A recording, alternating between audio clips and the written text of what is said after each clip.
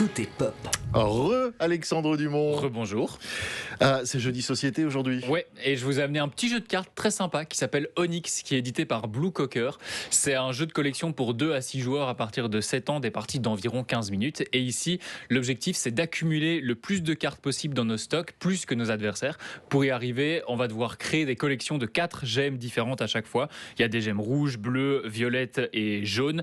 Et on va aussi avoir la possibilité d'utiliser les pouvoirs de ces gemmes pour mettre des bâtons dans les roues des autres un petit peu. C'est compliqué pour y jouer ? Pas du tout, c'est hyper simple. Le seul truc, c'est si vous nous écoutez sur LN Radio, c'est un petit peu visuel. Donc je vais vous demander de bien suivre et je vais expliquer très lentement. Alors d'abord, tous les joueurs vont prendre une carte gemme de chaque couleur. Donc celle dont je vous parlais. Une bleue, une rose, une rouge et une jaune. Ensuite, au centre de la table, on va répartir les cartes en 5 pioches à peu près égales. Et ça, ce sera accessible à tout le monde. Et là, la partie peut commencer. On va suivre les 4 mêmes étapes à chaque fois. Première étape, on prend une carte dans l'une de ces 5 pioches.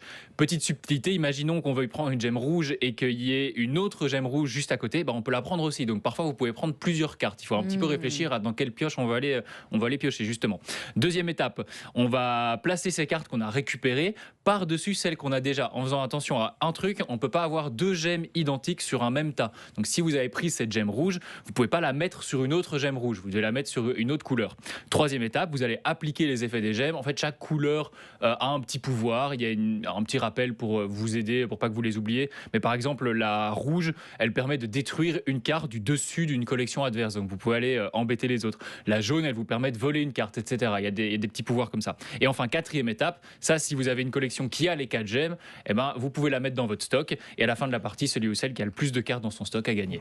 Oh, mais finalement, c'est assez simple quand même. Oui, c'est hyper facile. Et j'ai trouvé que c'était assez bien parce que ça s'apprend vite. Il y a beaucoup plus de tactiques qu'on pourrait croire parce qu'il faut savoir où piocher, quels effets on va vouloir activer pour embêter les autres. Donc c'est un petit jeu qui cache bien son jeu, justement. Oui. On peut dire ça comme ça. Ça s'appelle Onyx, c'est édité par Blue Cocker, c'est dispo à une quinzaine d'euros dans le commerce. Si vous cherchez un nouveau jeu de cartes à faire avec les enfants cet été, c'est le candidat idéal. C'est une toute petite boîte, ça se met dans n'importe quel sac. C'est ce que j'allais dire, dans la valise, glisser dans la valise, voilà, le c'est sac ça, à dos. ça se glisse facilement n'importe où, ça. C'est génial. Et c'est plus facile à jouer qu'à expliquer.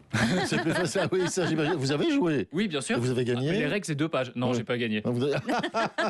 pas de bol. C'est pas grave, j'ai quand même bien aimé. Bon. D'habitude, j'aime pas quand je perds. Oui, voilà, c'est ça, c'est ce que j'allais dire, c'est étonnant. Voilà, ça s'appelle Onyx, on le trouve partout. Oui, partout. D'accord, ok. Merci beaucoup, Alexandre.